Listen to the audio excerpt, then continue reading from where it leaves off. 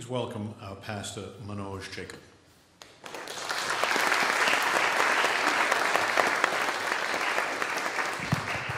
Good morning. How are you all? Maybe very cold, huh? Today, this morning, I didn't want to wake up. It was too cold. Usually, we both wake up together, then we go to our kids. Sunday mornings are always like that. And most of the days, kids don't want to wake up, and it's so hard.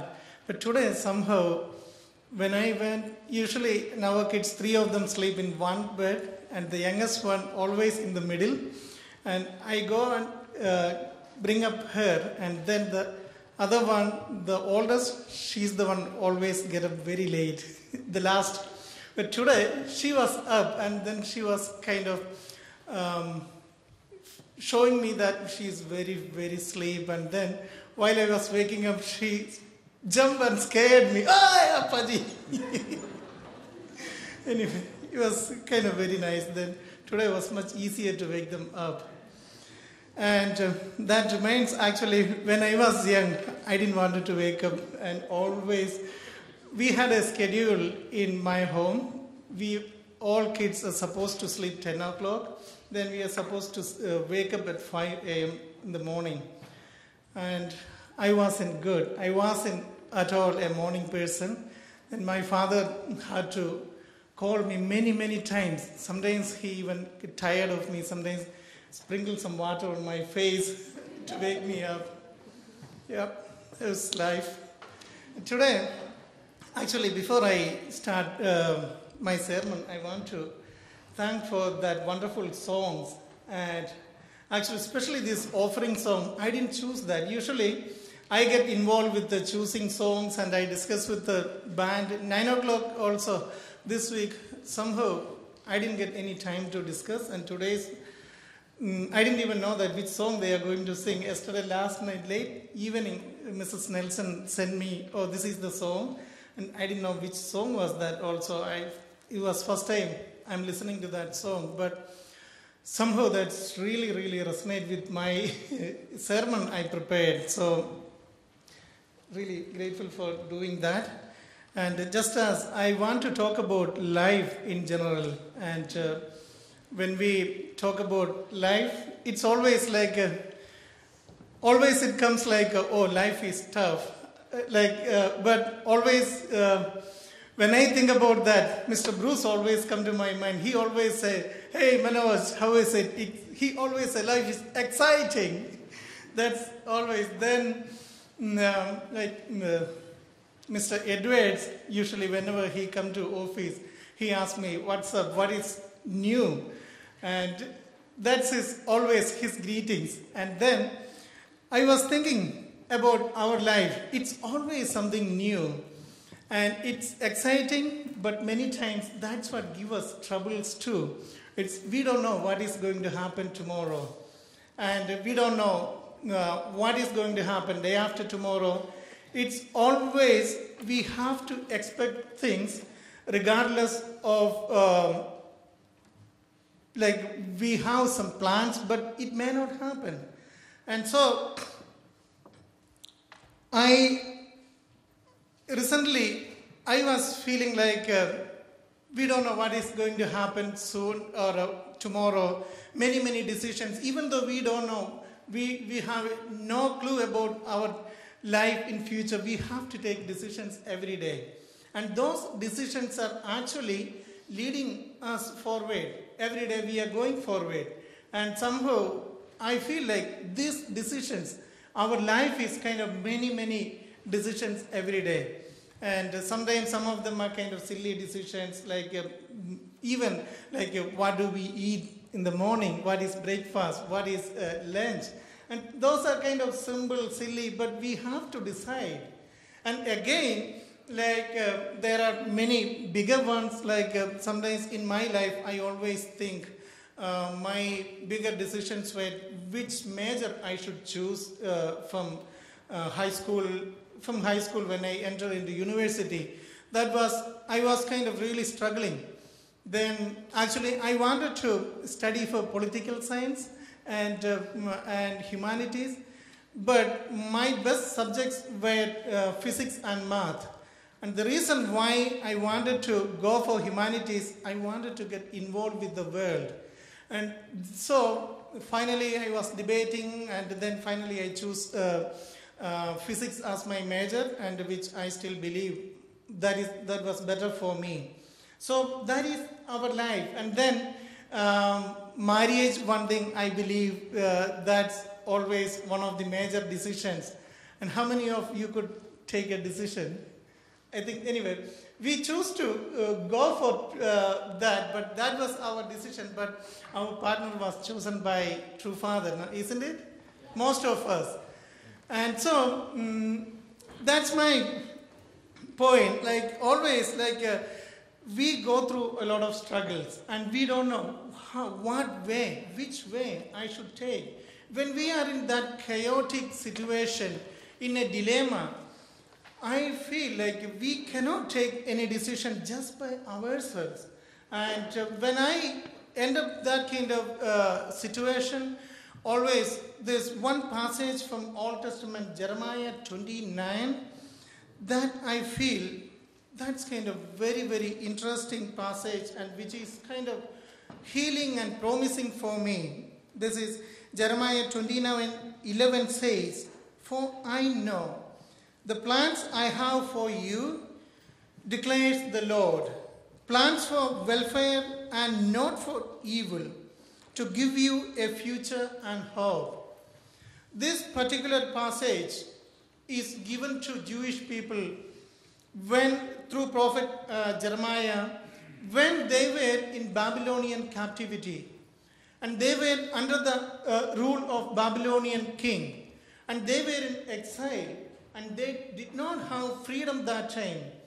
And when they don't have freedom as a society, they could not take any decision about themselves, and they don't know what they are going to be. And as we know, in Hindu passage we saw Abraham offered to God, "You will be a great, you will be the founder of a great generation, and you will be a starting point of a great nation." But now those people end up under the Babylonian king. I think his name is Nebuchadnezzar, and they are hopeless. They can't do anything. They don't know what they are going to be tomorrow. They could be executed by the king, and they could be killed. They could be do job without any payment. And that's the situation. That was the time prophet Jeremiah talked God's words. It was promising words. It was a word of healing, and words for promise that I have plans for you. Don't worry. And I know what is good for you. And here it is very specifically says, and this is not for evil. My plans for you is for your goodness, your welfare, and it is not for evil. And that's what through prophet Jeremiah, God told them. And I feel many times, even though this particular passage is given to Jewish people as a wall, but I feel this is really, really applicable for each one of us as an individual, as a family, and as a church community. Sometimes we feel like we don't know what to do. We don't know tomorrow how it will be. And sometimes even we can feel we are under the captivity. We are under Babylonian captivities. Recently, I read, I forget who posted that. Somebody posted on internet discussing about the future of our church. One of the older members wrote, "We are now, as a movement, we are in Babylonian captivity." But anyway, that time I didn't really think about that, but somehow it came to me now suddenly. But even when we are in our ancestors, Jewish people, where we are standing on, when they were under Babylonian captivity, God promised them, "Don't worry, I have plans for you. I know where you will be. If I promise you something, one day I will take you there." And But sometimes, even though we have those, we know, we don't know, even if we believe that, we don't know what are those plans. And still, when we are like in a dilemma, which path I should go, which path I should take in my life, I have to get a clear answer from God. I have to get a guidance from God. Then only I can move forward. Here in another passage in Philippians 4, 6 to 7, God is telling us how we should go forward. And here, that passage says, do not be anxious about anything, but in everything by prayer and supplication with thanksgiving, let your request be made known to God. And the peace of God, which surpasses all understanding, will guard your hearts and your minds in Christ Jesus.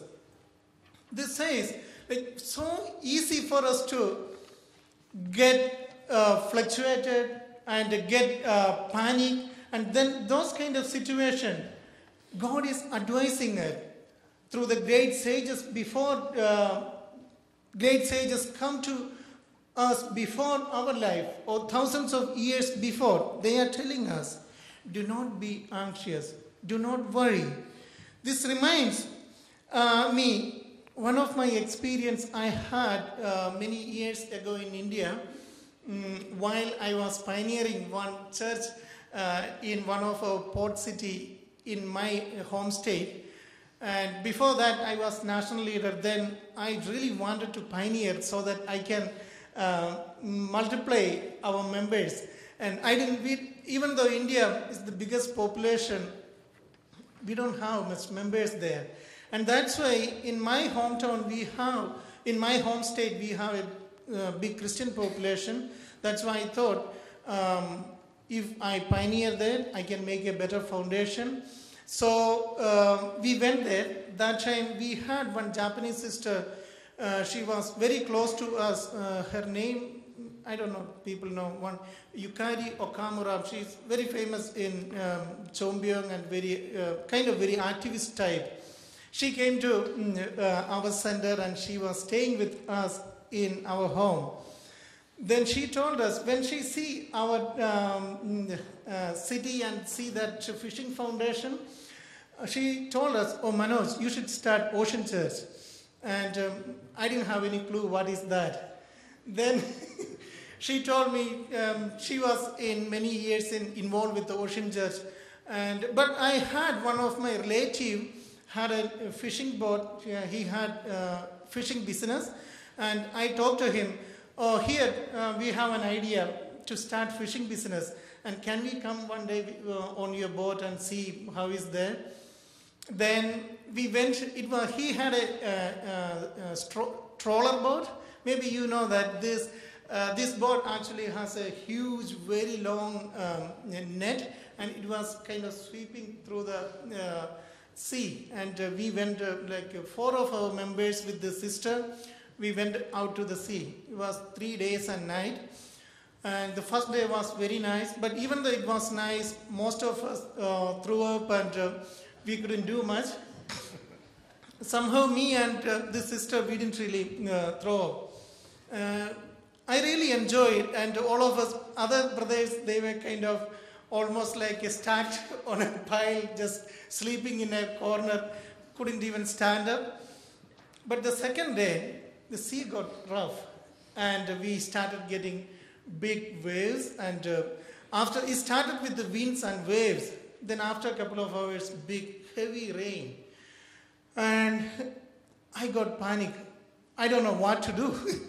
And we were like, we couldn't even stand up on board. Like if we tried to stand up, we would be like, ship is throwing us to other corner, and then we were holding on the ropes, and everywhere so tough. And that time, I remind, my daughter was telling, Appa, don't go to ocean. I think it was after that tsunami we had before.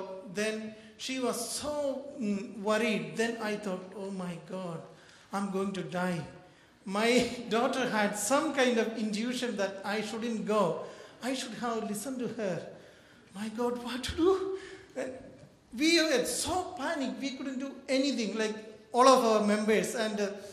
But I saw those fishermen, they were very peaceful, they were very calm.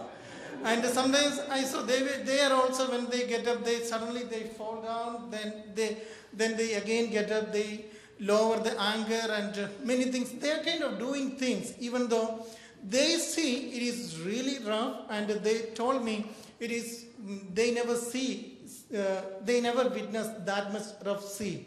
But still I could see they were just doing the things they were supposed to do, and they were praying also. They all were Christians, one of them Jehovah's Witness, but all in really total unity, sometimes screaming to one side, to other side, what to do. When we hear this screaming, I thought, oh my God, everything gone. We are going to sink. And that was then, like, it goes on like maybe 5 to 6 hours. It was so rough. Then finally everything calmed down, and for them it was like nothing really happened. But for us, we asked them, oh, is it possible to go back home? But they asked why, what happened? They were so peaceful and calm even after those things. And that's what I felt when we have big difficulties in our life. Even though we don't know what to do, we pray to God and be really, really calm and be really patient so that God will tell you what to do. When I think about that instance I had, somehow that incident I had, it never go away from my mind. Whenever I have troubles in my life, it comes to me. And that told me that if you have some difficulties, be really patient and be really think what to do. Then only you can actually do the right thing that time. If we are panicked and if we run around, then we can't do anything. We get more and more panic. That will reach us nowhere.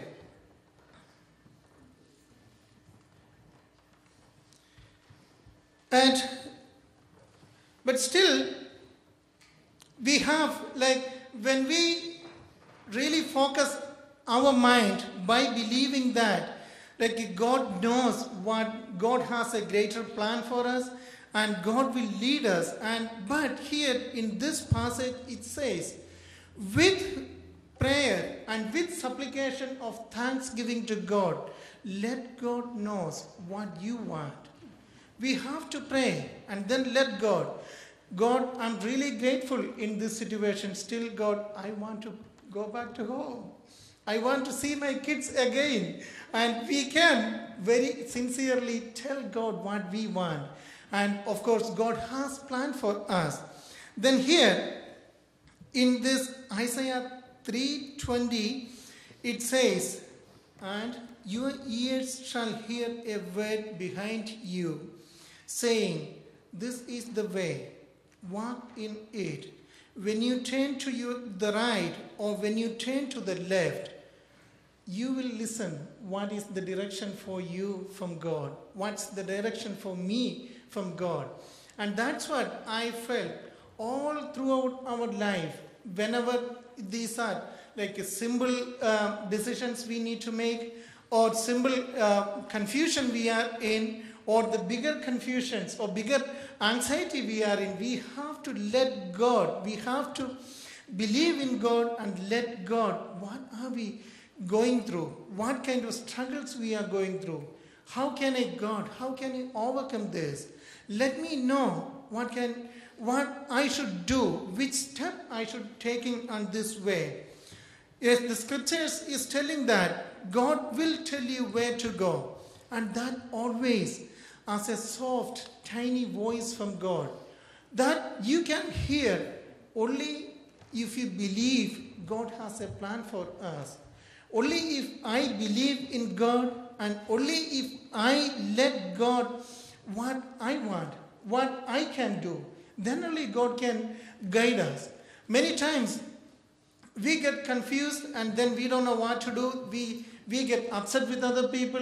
We accuse other people on our confusion, on our own, maybe as a society, our own confusion. We accuse other people.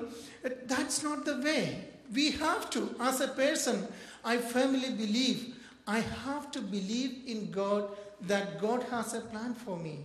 And then I have to listen to God. Only if I believe in God, I will be able to listen that tiny voice of God. If you don't focus, if I don't focus, I can't even listen to that. That's the way God speaks to us. God is always telling from within ourselves. And when I was in that fishing boat, I noticed that only because those people, those fishermen who were kind of very calm, they could do the steps they needed to take that time. If they were panic like us, they couldn't even lower their anchor to the sea. Surely we would have died that time. But because they know, of course, and because they had faith in God, and with their faith and their experience, I felt that actually lead us back to our life. Otherwise, we could never come back to life. And as a community, I feel our community also has a mix of like a young generation, older generation, kind of many experienced people, unexperienced people. And I felt that my experience in the boat also I could see. When we have experienced people in our community, and when we listen to their guidance, and that can help us to listen to the voice of God. And that will surely lead us to the goal True Mother is asking us by 2020. True Mother asks us to reach a goal. And in order to reach that goal, we have to be still. We have to believe God has a plan about us. And also we have to believe that when we do our conditions, when we follow God, when we listen from God, we can do that with the guidance of our elder brothers and sisters who went through this path many years. And that way, I want to read one passage from Father, which is actually given many years back in 1956. Father said, Moses did not act centering on himself. From important strategic decisions to trivial details, he did nothing without seeking God's direction first.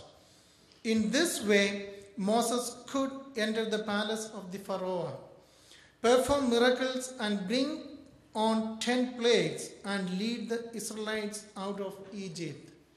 And Father says, the reason why Moses could lead the Israelites to the land of Canaan was his faith, that promised land, because his faith in God and his interaction with God.